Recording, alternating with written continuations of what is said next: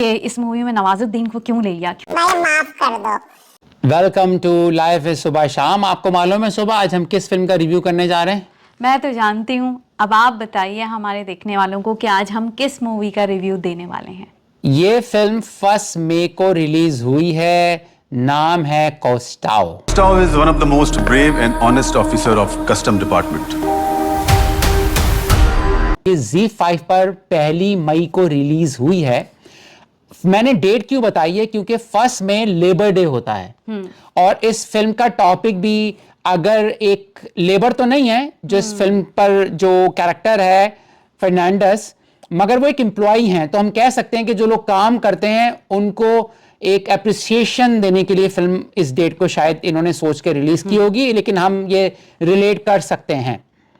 अच्छा एक बात बताइए, जो कोस्टाओ है उसमें नवाजुद्दीन सिद्दीकी है, तो आप सच सच कैमरे के सामने बताएगा जब ट्रेलर आया था तो आपने क्या सोचा था? जब मैंने इस मूवी का ट्रेलर देखा था तो मैं हैरान हो गई थी और मैंने थोड़ा सा सर पीट सा लिया था कि इस मूवी में नवाजुद्दीन को क्यों ले लिया, क्योंकि एक कैप्टन या ऑफिसर का जहन में आते ही या ऐसी सीट को देखकर आप यही सोचते हैं कि गोरे जैसा होगा। हाँ, कोई मगर स्मार्ट गुड लुकिंग इंसान होगा, बट थोड़ी सी मैं हैरान थी।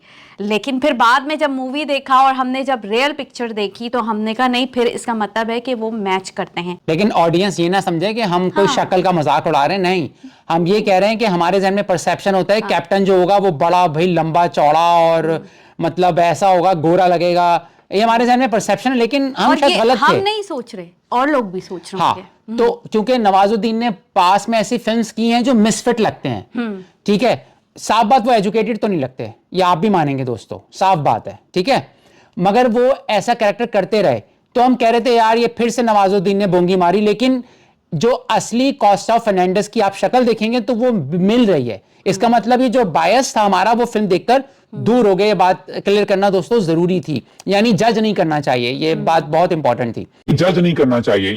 अच्छा ये बताएं कि इस फिल्म को जो डायरेक्ट किया है वो सजल शाह हैं, वो एक खातून है और उनका ये डेब्यू है, तो आपको लगता है कि औरतों को फिल्म डायरेक्ट करनी चाहिए, मर्दों को करनी चाहिए? बिल्कुल करनी चाहिए, क्योंकि मुझे जहां तक कोई ऐसा लूप होल मूवी में नजर नहीं आया डायरेक्शन के लिहाज से।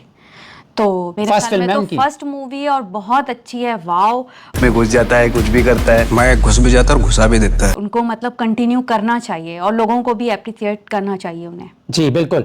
अच्छा एक और इस फिल्म की खास बात है, before we go to the story line, कि इस फिल्म को रिलीज होने में मसला चल रहा था कि इस फिल्म में जो विलन है, ठीक है, वो रियल लाइफ कैरेक्टर है, बड़े पावरफुल हैं, तो उन्होंने सू किया था कोर्ट में कि ये फिल्म नहीं आनी चाहिए, क्योंकि इस फिल्म में जो मुझे विलन और मेरे खानदान को जो विलन बना के दिखाया जा रहा है उसमें सिर्फ फर्नांडिस साहब की स्टोरी सुनी है, हमारी बातें आपने नहीं सुनी है।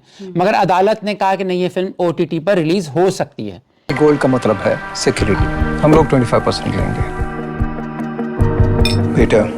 तो ये भी इस फिल्म में पंगा चल रहा था, जिसमें डी मैलो का कैरेक्टर है, लेकिन रियल लाइफ में भी वो एग्जिस्ट करता है, किशोर कुमार ने अदा किया है। जी, उस पर भी हम बात करेंगे।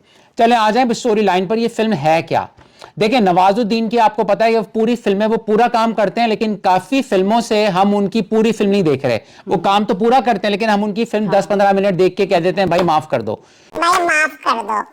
तो बड़े अरसे के बाद ये हमने नवाजुद्दीन की फिल्म पूरी देखी है, तो इट मींस कि उन्होंने कुछ एनर्जी फिल्म में डाली है।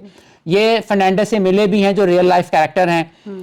तो खैर इस फिल्म की स्टोरी ये आ जाती है कि जो कोस्टाओ फर्नांडिस हैं जो नवाजुद्दीन प्ले कर रहे हैं, वो एक बड़े ईमानदार कस्टम ऑफिसर हैं जो गोवा में काम करते हैं। गवर्नमेंट प्रोसीजर है, उसका क्या कर सकते हैं कि 150 किलो गोल्ड की स्मगलिंग हो रही है, उसके लिए प्रोसीजर फॉलो करना है, ठीक है, और एक ईमानदाराना जिंदगी गुजार रहे हैं और वहां पर वो स्मगलिंग रोकने की कोशिश करते हैं एक पावरफुल माफिया से।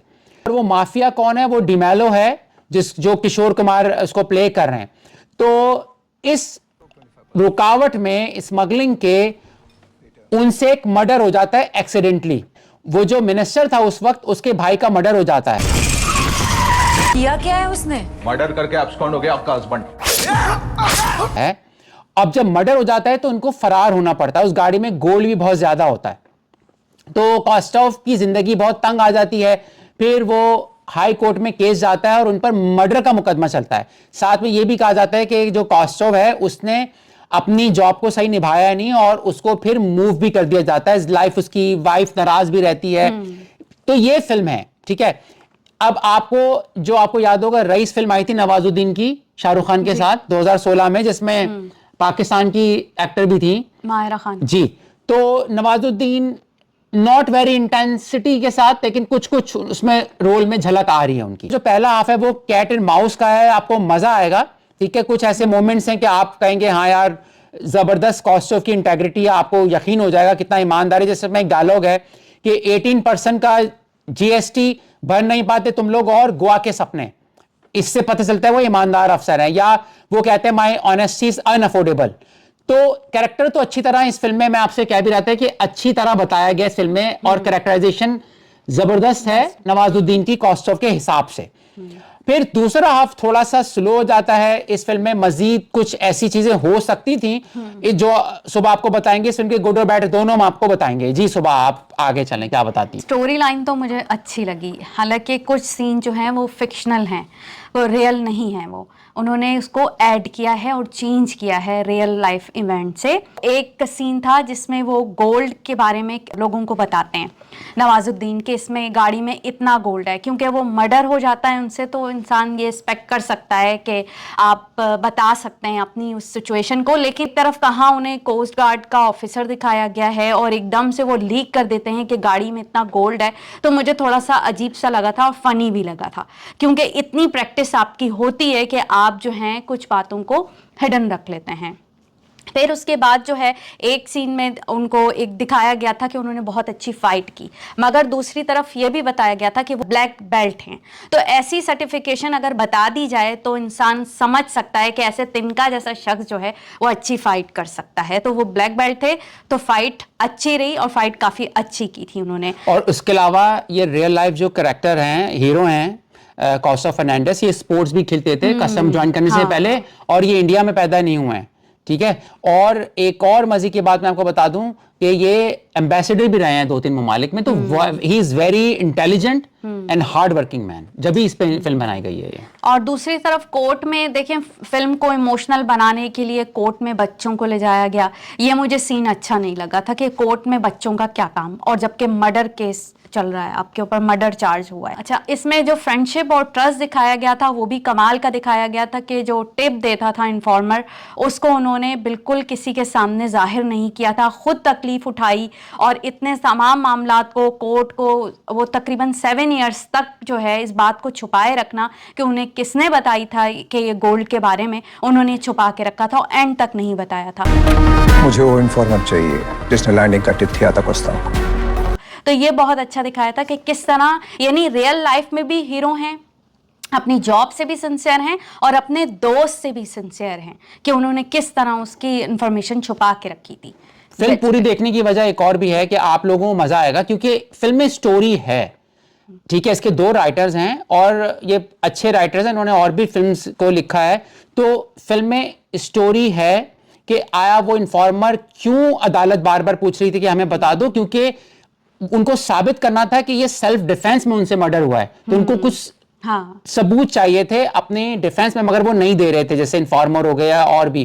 तो फिल्म की स्टोरी मजेदार है। और किशोर कुमार की एक्टिंग मुझे बहुत अच्छी लगी। हालांकि पूरी मूवी में विलन जो था वो शांत रहा था, मगर उनके फेस एक्सप्रेशन बहुत अच्छे थे। जो कोर्ट का सीन था, जब सब ब्लैक ड्रेस पहन के आते हैं और एकदम से एंटर होते हैं, तो वो सीन ही काफी अच्छा था। और जब लेडीज उनको मारती हैं, अपना गुस्सा निकालती हैं, वो भी सीन बहुत अच्छा लगा। लेकिन विलन बहुत शांत रहे, मतलब वहाँ मुझे लगा कि थोड़ा सा उनसे भी एक्टिंग करवानी चाहिए थी।